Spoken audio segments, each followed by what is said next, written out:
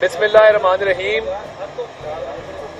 हम मीडिया के नुमाइंदगान के शुक्रगुजार हैं कि आप आज बहुत कलील नोटिस पे यहाँ तशरीफ़ लाए। आज मुस्लिम लीग नून का एक वफ़द इलेक्शन कमीशन में अपनी पिटिशन लेके आया है। मेरे साथ हमारे PP 38 सियालकोट से उम्मीदवार तारिक सुबहानी साहब और इसी हल्का इंतखाब के ऊपर जो MNA हैं अरबगान सुबहानी साहब, ये हमारे हमरा थे और हमने इलेक्शन कमीशन के रूबरू एक पिटिशन जमा कराई है जिसमें PP 38 के इलेक्शन में हुकूमती हलकों और हुकूमती ओहदेदारों की तरफ से की जाने वाली बेज़ाब्तगियाँ और जो धांधली की मनसूबाबंदी वज़ीर आला सेक्रेटेरिएट में की गई और उसके बाद उसको PP 38 में अमली जामा पहनाया गया, वो तमाम तर शवाहिद और सबूत हमने अपनी इस दरख्वास्त के साथ लफ्ज़ किए हैं। ये इलेक्शन तमाम तज्ज़ियाकार, तमाम आज़ाद ज़राए, तमाम सर्वे रिपोर्ट्स वो डे 1 से ये बात बता रही थी कि मुस्लिम लीग नून का पलड़ा भारी है और ये सीट कई दहाइयों से वरियो ख़ानदान वहाँ पे जीतता आया है।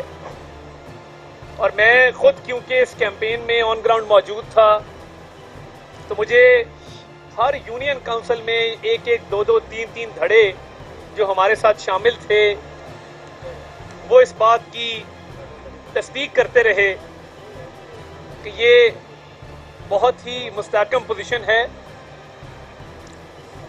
और इंशाअल्लाह मुस्लिम लीग नून भारी अक्सरियत से यहाँ से कामयाब होगी।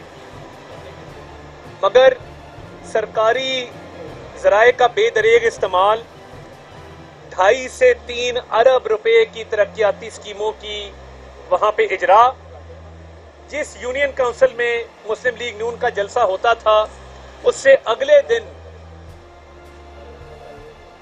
बुज़दार के प्रिंसिपल सेक्रेटरी ताहिर खुर्शीद साहब अपने दामाद की खातिर तरक्याती सामान ठेकेदारों से साजबाज करके वहां पे पहुंचा देते थे।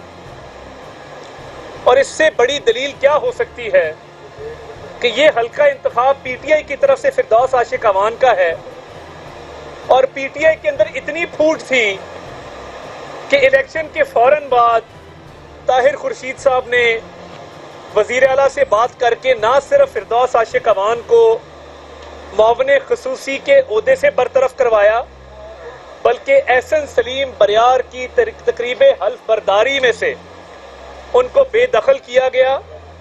और देखिए, असेंबली के अंदर दाखिला ये किसी भी साबका मेंबर का इस्तेहकाक होता है।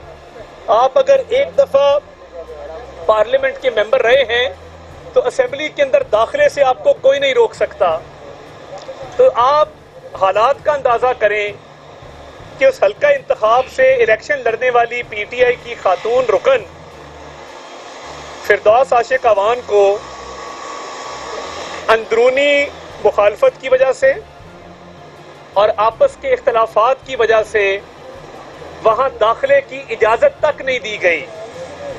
जिस जमात के अंदर इतना फूट था उस जमात ने इतनी ज्यादा कास्टिंग कैसे करवा ली? मेरा पहला सवाल यह है कि 1,29,000 वोट इस हल्के में कास्ट हुआ है और ये वोट जनरल इलेक्शन की कास्टिंग से ज्यादा है।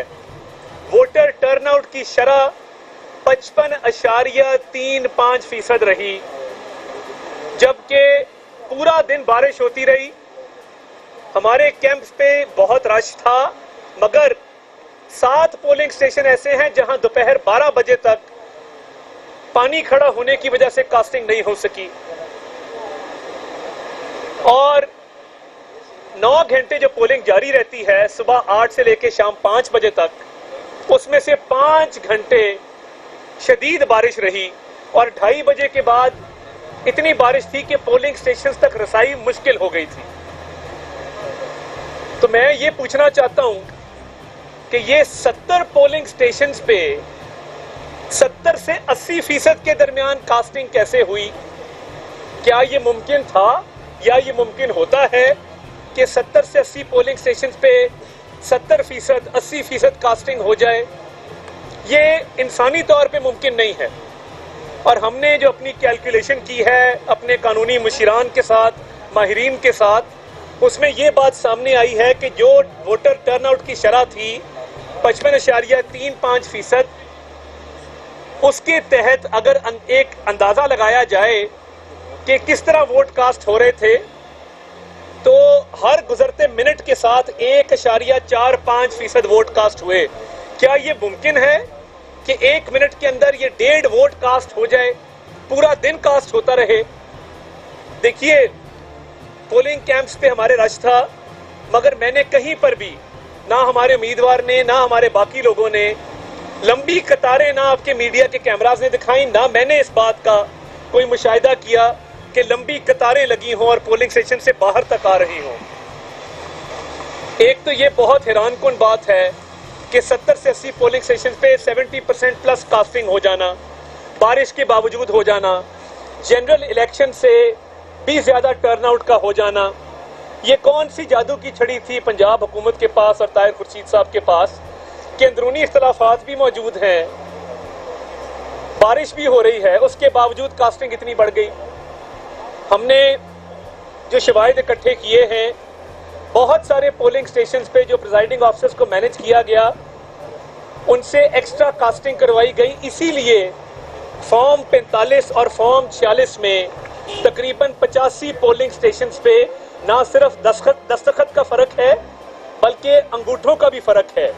तो फॉर्म 45 और बात कर रहा है, फॉर्म 46 में और बात सामने आ रही है। इसके अलावा प्रिजाइडिंग ऑफिसर्स के साथ जो एक बंदा अमले का तैनात किया गया तकरीबन 85 पोलिंग स्टेशंस पे, जिसको नायब कासिद का नाम दिया गया, जो हमने 4 पोलिंग स्टेशंस पे पकड़ा कि वो इजाफी वोट कास्ट कर रहे हैं, उनको पुलिस ने गिरफ्तार तो किया, मगर चंद ही मिनट बाद थोड़ी देर आगे जाके उनको गाड़ी से उतार दिया। ये वीडियो आपसे हम शेयर करेंगे। यानी एक बंदा पोलिंग स्टेशन से पकड़ा जाता है कि वो इजाफी वोट कास्ट कर रहा है, मगर उसके खिलाफ कानूनी, उसको बेदखल कर दिया जाता है पोलिंग स्टेशन से, मगर उसके खिलाफ किसी किस्म की कानूनी कार्रवाई अमल में नहीं लाई जाती। तो इन तमाम बातों का, इन तमाम शवाहिद का पंजाब हुकूमत को भी जवाब देना होगा, ताहिर खुर्शीद साहब को भी जवाब देना होगा कि इतने मुनज़्ज़म तरीके से धांधली की जो मनसूबाबंदी की गई और प्रिजाइडिंग ऑफिसर्स के ज़रिए बोगस कास्टिंग जो की गई है, इसको हम हर फोरम पे बेनकाब करेंगे। आज इलेक्शन कमीशन के रूबरू जो हमने दरख्वास्त जमा कराई है, वो समाअत के लिए मंजूर कर ली गई है और 24 तारीख को इसकी बाकायदा समाअत की जाएगी। हमारी दरख्वास्त ये है कि जो तमाम शवाहिद और सबूत हमने इस दरख्वास्त के साथ लगाए हैं और जो मैंने आपसे यहाँ पे गुफ्तगू की है, उस बेस पे ना सिर्फ इस इलेक्शन को कुलअदम करार दिया जाए, बल्कि इस हल्के को खोला जाए।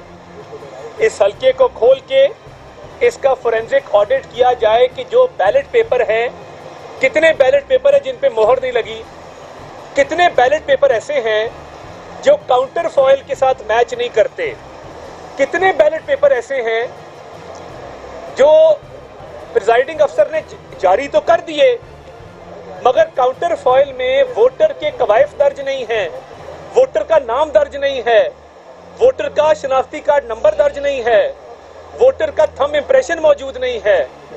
तो ये जो फोरेंसिक ऑडिट किया जाएगा और इस हल्के को खोला जाएगा, तो दूध का दूध और पानी का पानी हो जाएगा। और मैं समझता हूं कि तहरीक इंसाफ को इस चैलेंज को कबूल करना चाहिए कि इसका फोरेंसिक ऑडिट करवाएं और काउंटर फॉइल और बैलेट पेपर की इंस्पेक्शन की जाए, ताकि ये वाज़ेह हो सके कि कितने वोट इजाफी डले थे। तो हमने ये इस्तदा की है कि इस हल्के को खोल के इसका मुकम्मल, इसकी इंस्पेक्शन रिकॉर्ड की और मुकम्मल बैलेट पेपर्स का और काउंटर फॉइल्स का फोरेंसिक ऑडिट करवाया जाए कि अगर फॉर्म 45 और 46 में अंगूठों का भी फर्क है, प्रिजाइडिंग और असिस्टेंट प्रिजाइडिंग के दस्तखत का भी फर्क है, तो आप खुद ही अंदाजा कर सकते हैं कि बैलेट पेपर पे और काउंटर फॉइल पे कितना ज्यादा फर्क होगा।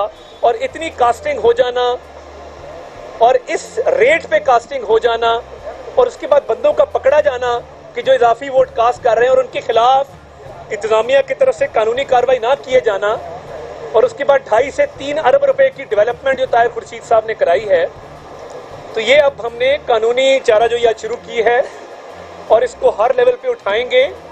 और हम समझते हैं कि हमारा मेरिट पे केस बहुत स्ट्रांग है और इंशाल्लाह इसमें से जो निकलेगा वो अवाम के सामने भी लेके आएंगे। मैं अब हमारे जो उम्मीदवार थे तारिक सुबानी साहब से गुजारिश करूंगा कि वो भी अपनी बात जो है वो आपके सामने रखें। बिस्मिल्लाहिर्रहमानिर्रहीम। मैं सबसे पहले तो आप लोगों का मशकूर हूँ कि आप लोग यहाँ तशरीफ़ लाए और माज़रत खां हूँ कि हम लेट हो गए, अब काफ़ी देर से इंतज़ार कर रहे थे।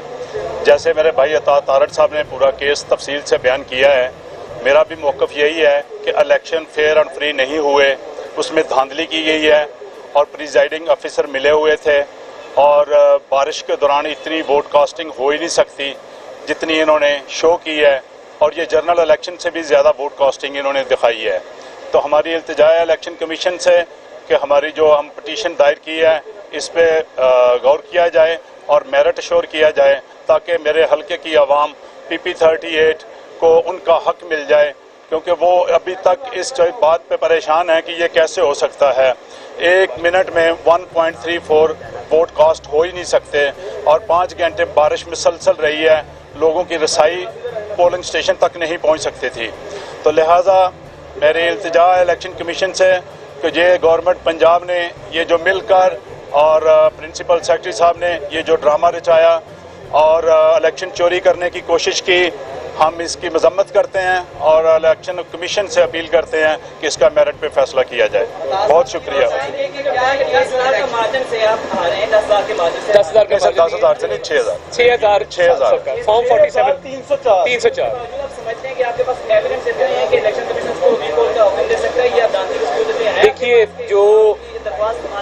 देखिए जो फॉर्म 45 और फॉर्म 46 का फर्क है, दूसरा कुछ हम तकनीकी बुनियादों पे भी इंफॉर्मेशन सामने रखेंगे कि 70 से 80 प्रिजाइडिंग ऑफिसर्स ऐसे हैं जिनको हुकूमत ने मैनेज किया क्योंकि वो हुकूमत के मुलाजिम हैं। अब अगर 80 पोलिंग एजेंट्स प्रिजाइडिंग ऑफिसर्स को ये टास्क दिया जाए कि वो 200 वोट कास्ट करें अपने पोलिंग स्टेशन पे, ये 16,000 वोट बनता है। अगर 70 प्रिजाइडिंग ऑफिसर्स को ये टास्क दिया जाए कि 70 पोलिंग स्टेशंस पे 165 में से 70 पोलिंग स्टेशंस पे 200 वोट कास्ट करना है फी पोलिंग स्टेशन, ये 14,000 वोट बनता है। हम हारे हैं 6,300 से। हमारे पास बहुत सारे शिवायत मौजूद हैं, हमने लफ भी किए हैं, कुछ हम तकनीकी बुनियादों पे साइंटिफिक एविडेंस भी पेश करेंगे और ये हल्के का फोरेंसिक ऑडिट हो जाए तो आपको दूध का दूध पानी का पानी हो जाएगा। कितने अरसे में होगा? आज से पहले इलेक्शन कमीशन का रिकॉर्ड यही है कि एक बार दरखास्त आ जाए तो फिर उम्मीदवार तो नहीं रहता, लेकिन इलेक्शन कमीशन में केस चलता रहता है सचिवों का। तो कोई टेन्योर भी है या अगले 5 साल में इलेक्शन दोबारा हो जाए तो ये केस आपका चलता है? नहीं, देखिए हमारी अब 24 को समाअत के लिए दरखास्त मंजूर की गई है और हम उम्मीद करते हैं कि इलेक्शन कमीशन मेरिट पे इस पे एक्शन लेगा और इलेक्शन कमीशन ने माजी में भी मेरिट पे एक्शन लेते हुए जो है वो बिल्कुल इंसाफ को इंश्योर किया है। तो हमें उम्मीद है कि हम मेरिट पे अपना केस आर्ग्यू करेंगे और हमारी सुनवाई होगी। और वो कहते हैं justice delayed is justice denied, तो इस दफ़ा मुझे लगता है कि जस्टिस ना डिले होगा ना डिनाई होगा। इंशाल्लाह। बहुत शुक्रिया। YouTube पर गूगली न्यूज देखने के लिए youtube.com की सर्च बार में गूगली न्यूज TV टाइप करें। गूगली न्यूज के पेज पर सुर्ख रंग के सब्सक्रिप्शन वाले बटन पर क्लिक करना ना भूलिए। YouTube पेज पर अपलोड होने वाली वीडियो से बाखबर रहने के लिए बेल आइकन पर क्लिक कीजिए। आपको हर नई वीडियो के बारे में नोटिफिकेशन मौसूल हो जाएगा।